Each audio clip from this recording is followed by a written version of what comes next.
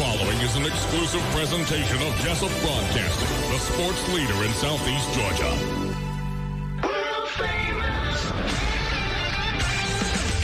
The world famous Butch and Bob Show. World famous Butch and Bob Show here for this Wednesday morning, the 20th day of January, brought to you by Murphy Builder Supply, Damon's Famous Fingers and Wings, Local Boys Construction, and First Southern Bank.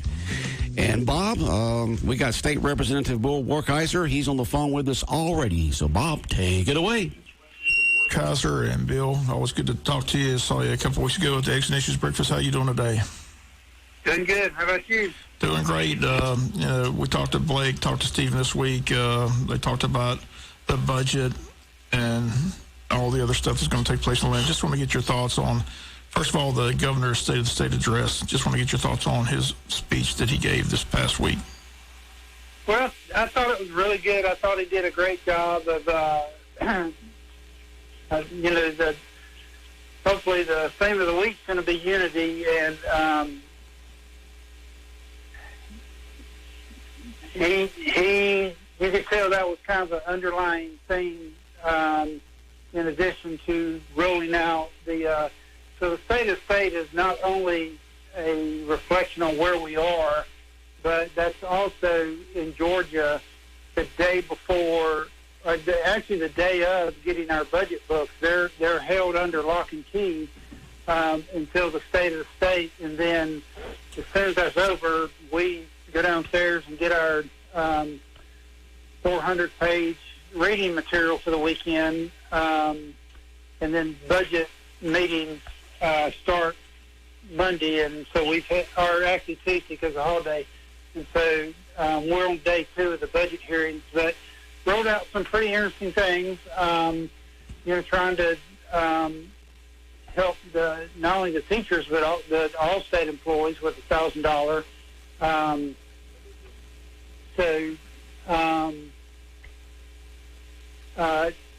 A lot of it was education related, trying to, during the pandemic, reducing by the $2.6 billion, had to take about $950 million out of QBE funding, and half of that would be put back in the amended, and the other half in the full budget. So even by doing the amended, that's going to be put in the current budget and not have to wait until next year.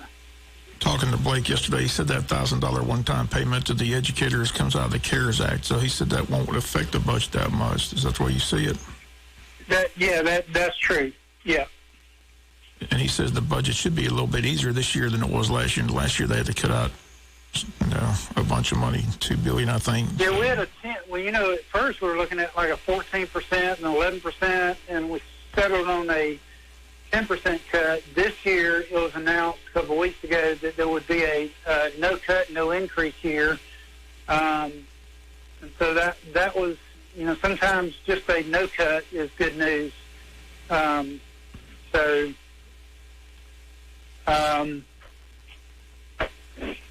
So that's where we're standing. And then with the CARES Act, that's going to help. That's why we're going to be able to not only maintain but do some things like the state worker increases, or not really an increase, but a one-time payment. So and as Blake explained, all the federal money, we heard from our state economist yesterday, right after you talked to Blake, and it's interesting how our economy, the Georgia numbers are just on fire. The sales tax revenue, the income tax, and most of that is because federal dollars, both not only stimulus but really more so with the unemployment, the 600 added on to the state's 300. But it was also a reason why we had a hard time getting people back to work, because they could make more staying home than they could working. So I understand the new administration is going to roll out a $300 million, and that would be on top of the state's $300 weekly on top of the state's $300. Currently, you're at home, and this you're not in Atlanta. Is that the it not being in session this week, or due to the pandemic? Well, The pandemic normally seems to be a big topic up in Atlanta. Yeah, normally I would be in Atlanta during the budget hearings, and I'm watching it right now, and there's literally 1, 2, 3, 4, 5 people in the room, along with Blake Tillery and Terry England. Blake and Tillery are moderating the meetings, of course, being the House and Senate chair of appropriations, and they told the rest of us we're usually in that room packed. So between COVID and security, I don't know which one had more weight, but they emphasized very strongly for us to Zoom from home. People are getting the vaccine. Talked to Blake yesterday. He said he's disappointed. He said it's not really going as smoothly as they thought it would. What are you hearing from your constituents, and how's it going around your area? Yeah, but I can tell you this. And like he said yesterday, we need to own up to it, and they certainly did. But there was 2 things: the numbers being recorded from the GRIT system, what the acronym is. But not only that, but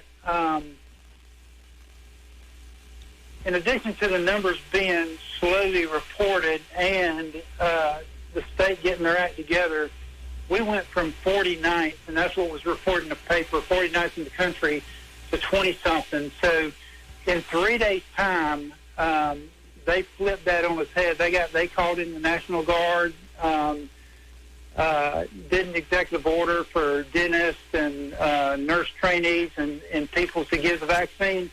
So we're rocking and rolling right now.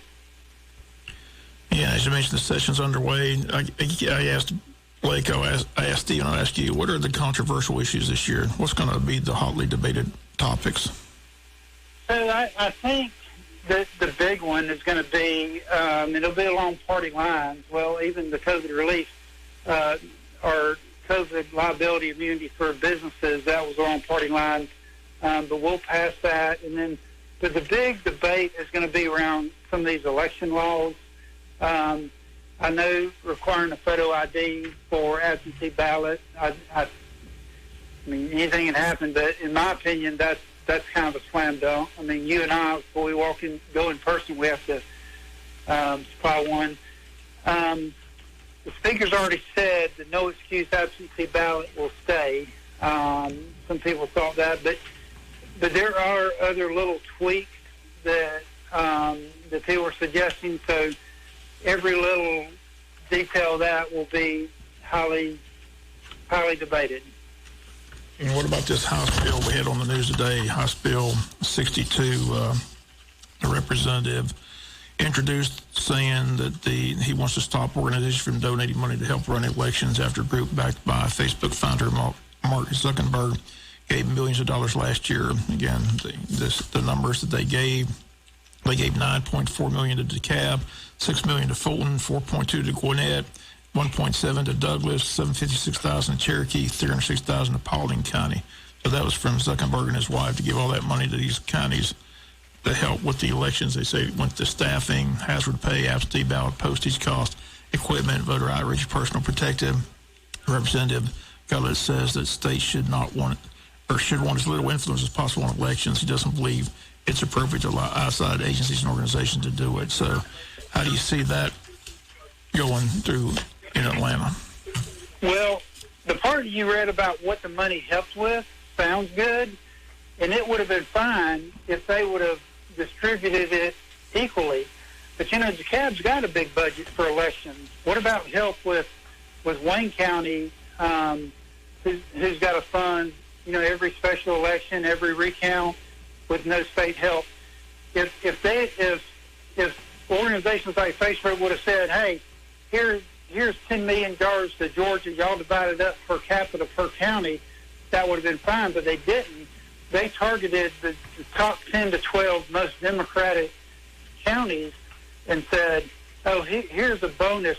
They said help with elections, but really it was a voter turnout drive. So there's your problem. Yeah, we didn't see Wayne County on the list because Wayne County voted 80% Republican. There you go. They will never see dollars like that's that. where all the money went. The money went to those Atlanta counties, DeKalb, Fulton, Gwinnett. So, do you think there it'll you be go. debated heavily? Do you think it'll pass? Like I said, this is stuff that y'all talked about, the eggs and issues, this voter irregularity, try to clean it up. So, I guess that's going to be a big debate up in Atlanta, how it all plays out with the voter. It will be debated, but again, as long as, right now the Republicans control the House, the Senate, and the governorship. So if that's the will of the leadership, it'll pass. Anything else? You mentioned the excellent issues. The gambling issue comes up every year, but I was interested in what I was reading is that the sports teams are the ones that are pushing that. The Hawks, the Falcons, the Braves. They'd like to see that passed. Any possibility that gets passed with that kind of push from those teams? I don't know. Arthur Blank's got a lot of money. I am not a big proponent of the casino part because of all the negative stuff. They don't preach along with that. The other side of that, Bob, that's not getting a lot of media attention that will be a fight among even our own party is, and what those sports teams like the Hawks and Falcons are pushing for is to authorize online betting. Right. The state of Tennessee did it last year, and it created a lot of revenue money, so they always wave the money thing in front of you.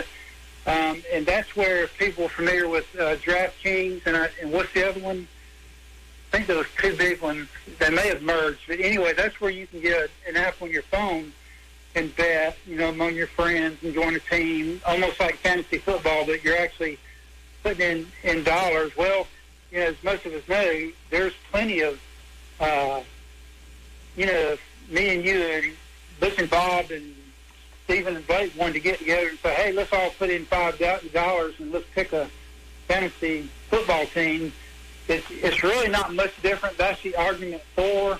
The argument against is it's like any other kind of gambling that it affects it's addictive in nature and it affects lower income people disproportionately. So that's a battle that will not be across party lines, but a lot of those battles become more rural versus metro. Because the rural legislators seem to have a more conservative approach. As you know, it's always about the money. I remember years ago you had to go across the state line to get a lottery ticket. Still, a lot of people are going across the state line to do the gambling in places like Best Bet in Jacksonville. So a lot of people like to see one of those done in St. Simons or Jekyll Island and create a bunch of money. So it'll be interesting how that debate goes. One thing, we talk about every year is the broadband. We talk about several areas in Wayne County still doesn't have that. That was a big issue last year, but it really didn't go anywhere. Do you see it going much farther this year? It's tough because the incentive for the EMCs did not go, as you just said, as we had planned. So we keep trying things. And again, as I said, it's an issue. I'm not a big proponent of spending government money on technology, as important as it is, because I say that in one breath as far as just throwing out billions of dollars, but I do believe it's so important that for education stuff that we need to fund to have it like we did, very targeted, like so that every child has access. And the governor in his state rolled out, I forgot the number, for some rural expansion. That's just a tough one for me because that's not a multi-million-dollar project. That is a multi-billion-dollar project. And if you look at every technology we've ever done, it just gets outpaced so quick. What if we'd have spent billions of dollars telling everybody on floppy disk, and then 4 years later it's something, then it's CDs, and then now CDs are filling up quicker than because just the size of everything. So we just got to be really careful about spending your money on stuff like that. If you just joined us, Bill Werkheiser, state representative, on the phone with us, legislative session. So when will you head back to Atlanta? So next Tuesday is our first day in. Were you there when they were, like I said, they say it's kind of like Fort Knox right now is being protected because of all the threats. Talked to Stephen and Blake. They said, there's just all kinds of barriers around, and it's hard to get to the Capitol, which is it's kind of like Washington. It's kind of sad, we're supposed to be an open society. Used to be able to go to these buildings and walk through them, but they're still being able to visit in Atlanta. I think Blake said yesterday you still can go up there and still go through the Capitol. Is that correct? You can. You're going to have to go through centers and get tested if you plan on staying overnight. And it is strange. We even, during this past year, during all the other activity down to Atlanta, the governor decided to build a fence around the Capitol, and that's kind of a sad moment, to set up a 8 to 10 foot iron fence around what we call on the House side the people's house. And so, in fact, right across the street is Liberty Park, and they got it all built. And about a year after they built, they put up a giant fence, and a lot of people talk about the irony of putting up a big gated fence around Liberty Park. But it is just the times we're living in. Back to your original question, do I feel safe? Yeah, it is crazy. It's really surreal to be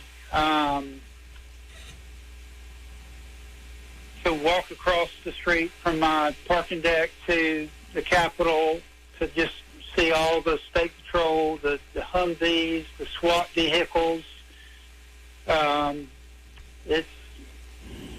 Bill, do you have any idea, have y'all been talking amongst yourself how long you think that this heightened security will last once the change of power in Washington, D.C., and do you think that will continue to be at this extreme high level, or do you think you'll get somewhat back to what it used to be during last session? I think today may answer that question for you. Because today was supposed to be the height of some of these fringe groups, marching on capitals with rifles or whatever. Since in Georgia you can open carry, I think if there's nothing more than a small buzz today, we'll relax things. If there's a mass that shows up at the Capitol today, that could change things. So I think today will be a big indicator of, where people are mentally on willing to accept that transfer of power.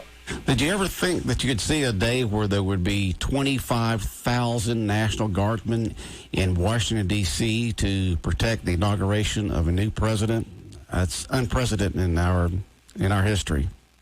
Yeah, that said the crowd is usually around 200,000. That's like equivalent to getting sent for like the Daytona 500, where every stadium seat in the entire infield and the entire interstate is filled. They're going from 200,000 to 1,000. I think you can thank social media for that.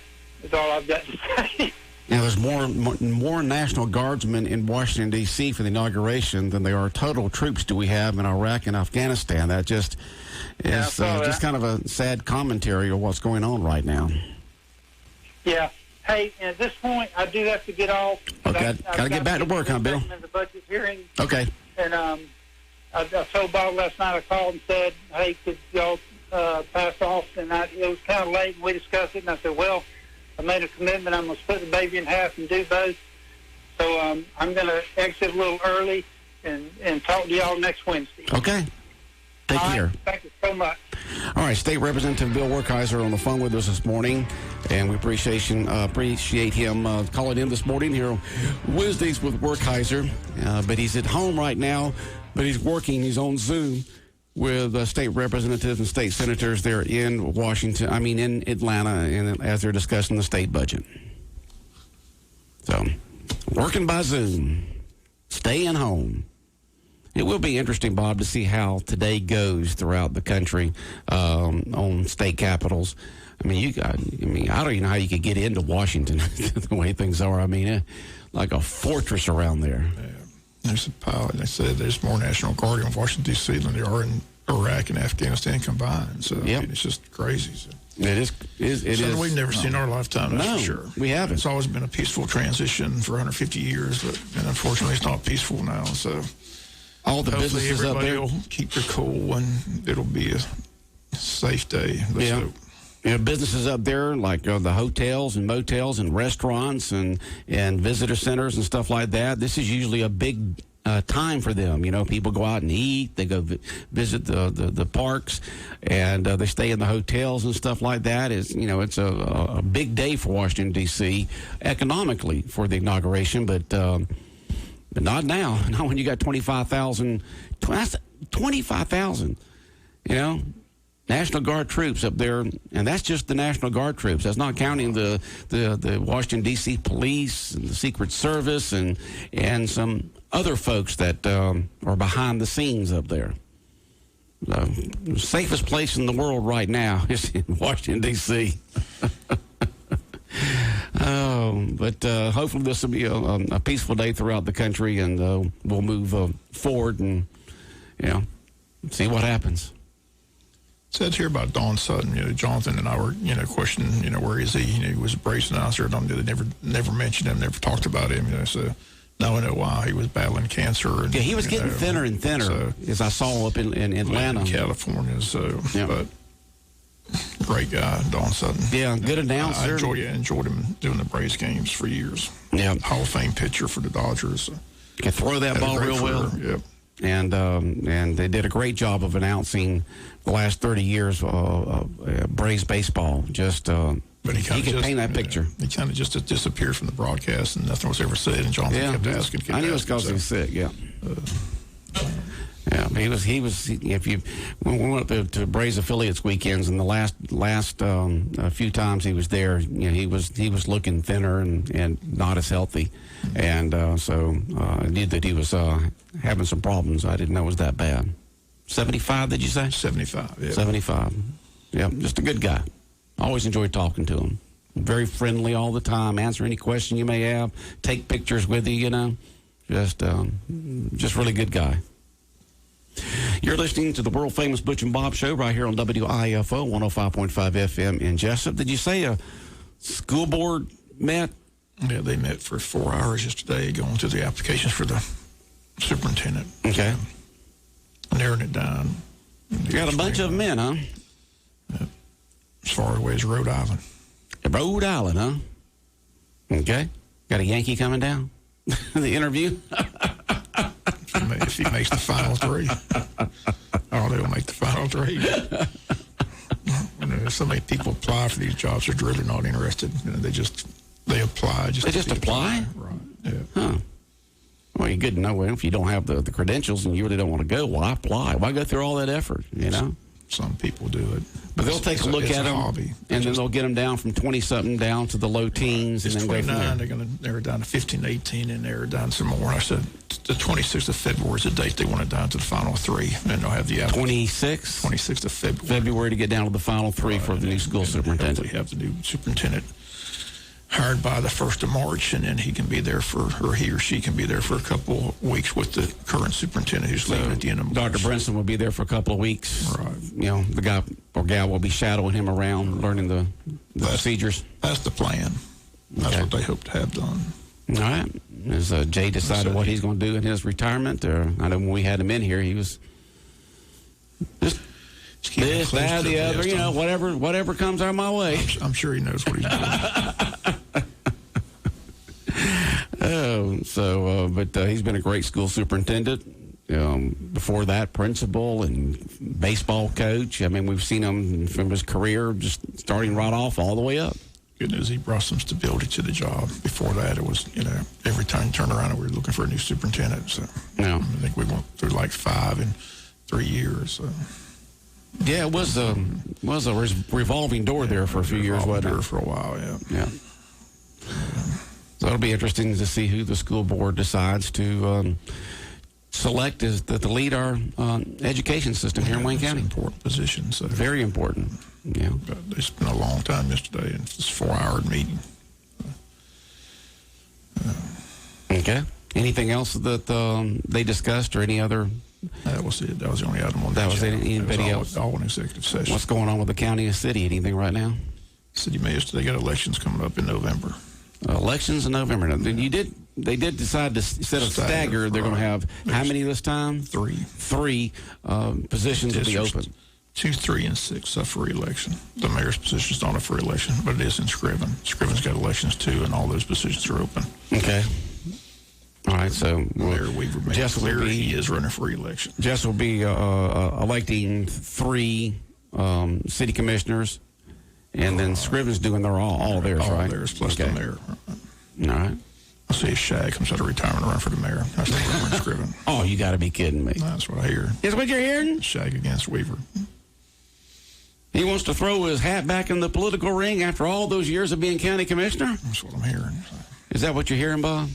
Is that the word on the street, Bob? That's the Hope word. it's not social media. You know you can't believe anything on social media. People put stuff on there. I don't have just social- to I don't have start social- rumors. I don't Yeah, you have don't have social social media. So yours is word on the street. It's not Okay. coming from social media. Okay, that's right. You're like me. You don't have social media, so you wouldn't be able to get it from there. Or see if it plays out. That's what I'm hearing. Okay, well, we'll find out. We'll find out. So could be you could have a contested race there for mayor in Scriven this coming November, right?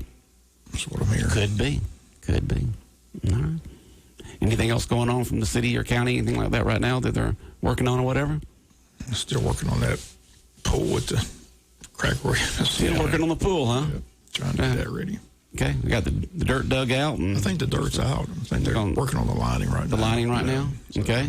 That'd be great if it could be in place by this coming summer. They think they're ahead of schedule, so they're hoping to have it ready. Okay.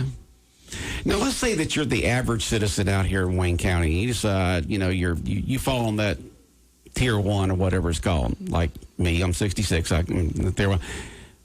You just call the health department. Now you're hearing about, dentists and pharmacies and stuff like that. I mean, if you're sitting there, who do you call? Where can you go?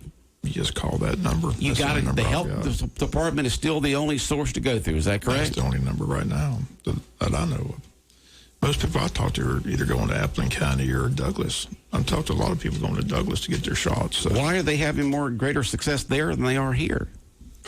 I don't know. You I don't said know? we've been trying our best to get someone from the health department to come help us, but we can't get anybody to come. They say they're just swamped and too busy to come. So Yeah, well, we know they're swamped, but I'm sure they're swamped in Appling County and in it'd be- Coffee County, it'd be too. nice to have somebody from the health department come give the information and answer some questions, but we So tried. me as a 66-year-old, if I wanted to go and get my name in the hopper to get the vaccine shots, I'd have to go through the health Call department and that number. Right, you call that number, and they'll give you an appointment Okay. and tell you where to go. That's what they do. All right. So Yeah, you you can't, haven't- you you haven't- can't you go to your haven't- you haven't doctor. You called. can't go to the hospital. You can't go to a pharmacy or dentist. You have to go through that number. Exactly. So they limit it through That's one right. number, and that's it. That's where you're at. So all these hundreds of thousands of people in southeast Georgia have to go through that one number. In phase 1, right? In now. phase 1. Until they go to phase 2. Like I said, it's only a certain amount of people. You're in that group because you're over 65 years of age. Yeah. You haven't called and set up the No, phone? I haven't called separate I one thought yet. you were going to call that number. Yeah, first it every was, day. but then you started saying that it'd have to be on hold, and I don't like waiting. I've heard from several. Like I said, I had several people tell How me are these people going that to they get Appling? on there and they tell you you're number 16. Then they just fit, and I've heard. So you just said there on the phone, you're 15th away, you're 16th, and you're 45 14th minutes away. when they say you're Okay. number 1, and then you're waiting for that call, and then all of a sudden it goes dead. And then it goes dead. Well, I've been on heard- many of those calls before. I've heard that from. Now, many how do people. they go over to let's say Appling County or there? Who do you call over there? No, they set the appointment up on that number you call. When They you call set you up to go to Appling County? Right. Or Douglas or whatever. Or Douglas or Right, whatever. right. So that number sets you up number, whether you're going to right, have the shot done right, here or in Baxley They- or in right. Douglas. They give you the date. They give you the time. Oh, okay. So still through that one number. Right. Okay. Operators are standing by. How many operators they are? I'm not sure. Because you got to have it all there. They got to have it set up. Everyone's got to be connected into appointments and the places and the times and the dates and all that. It's quite a process. If anyone knows anything different, just tell me, because I'll be glad to get out there. It's too bad that you just cannot, walk into a pharmacy or to your doctor and say, I want the shot, and they give it to you like the regular flu shot. Well, they're hoping to do that eventually. Eventually. But right now, that's not the way it is. That's not the way it is. That's not happening. Okay, well, perhaps maybe I'll get that number from you and I'll start calling and I can report on my experiences. Right. I'm surprised you haven't called it already. No, I was just waiting for the first flood. I mean, when you started saying the fact that people have waited forever, and then, we had those reports from Coastal Health District that, we're not in appointments Coastal. are all set up all the way through March. Say we're not in Coastal. No, we're not in Coastal, but it's still, probably the appointments are still set up through the end of March, or end of February, end of March. So I'll give it a call, get that number from you, Bob, and then I'll start reporting each day on my experiences on what it takes to get through to get the shot. Good luck. Good luck. It's too bad you just can't go to your doctor and get it done, But that's not the way it is, because the limited supply of the vaccines and making sure it gets to the correct people in the first. The problem is doctors right now are dealing with COVID patients. People They are. test positive. They're trying to help those people. Yeah. It's still spiking out there. It's still, you hear big more and more people are getting it. So, and like I said, we continue to advise people to do what they tell you to do, because it's the basketball coach will tell you it's no joke. They've close personal friends been in the hospital with it. So, and it's weird how it is. Some people it doesn't affect much. Other people have it all depends. And then some people die from it. So I still can't figure out anybody. I talked to a lot of people who have it. How'd you get it? They have no idea where they got it. No idea where they got it. And you can be so careful. That's what I'm, you're being careful. I'm being careful. You try to watch your distance between people. You wash your hands. You do everything that you're supposed to do. You wear your mask. If I'm going into a store somewhere, I'm wearing my mask. If I'm around somebody who's like coughing and sneezing and snizzling, I put my mask on. Like I said, it's a puzzle to me, because they talk about how contagious it is, but how can a family of four all be in the same house and two people have it, two people don't? Go figure, Bob, because I've heard that many a times. So I can't figure it out. I've talked to a bunch of people that have had it and asked them, where do you think you got it? They don't have a clue where they got it. No, some of them don't. I have no idea. And I know people that have been as conscientious, as careful, haven't gone anywhere, haven't done anything. Guess what? They Somehow they got it. Right. Yeah. So it's a mystery. It's just a sad situation. But like I said, it's spiking at the moment here in Wayne County, because more and more people are getting it. So that was expected after the holidays. Please be advised. Like I said, wash your hands, social distance. Wear that mask. Not supposed to have large gatherings. So that's what that's. Unfortunately, that's what's still taking place. I mean, a lot of people are just tuned it out. And just you drive around Wayne County. Well, I go in stores and over half the people in there don't have masks on. Right. So I'm thinking, yeah. A lot of people are just fed up. Like I say, it's been too long, so they're just tired of it. They're tired of it. They're just going to do. I'm tired of wearing that thing. We're tired of wearing masks. Tired of so. I wrote a letter to my sister. She got a birthday coming out. I said, I've learned the two words I hate the most are social distance. Don't want to social distance no more. No. It's just sad. We can't wait to hopefully by midsummer, most everybody who wants to be vaccinated will be vaccinated. Eventually, it's got to go away, doesn't it? I mean, it's the 19th. I don't know. It must have been they're 18 before it. They're talking about a while, So we'll see, Bob. Anything else on your mind this morning here for the world famous Butch and Bob Show? Just know that Patrick Mahomes is going to play. From all indications, they're trying to say now that really wasn't a concussion. But he's going through the protocol. But don't worry, if you're a Kansas City Chief fan, he'll be under center on Sunday. Right. Well, that's good, because you do want to see the best players out there playing this weekend. He's fun to watch. He is fun. All right. Take care, Bob. World famous Butch and Bob Show brought to you by Murphy Builder Supply, Damon's Famous Fingers and Wings, Local Boys Construction, and First Southern Bank. The world famous Butch and Bob Show.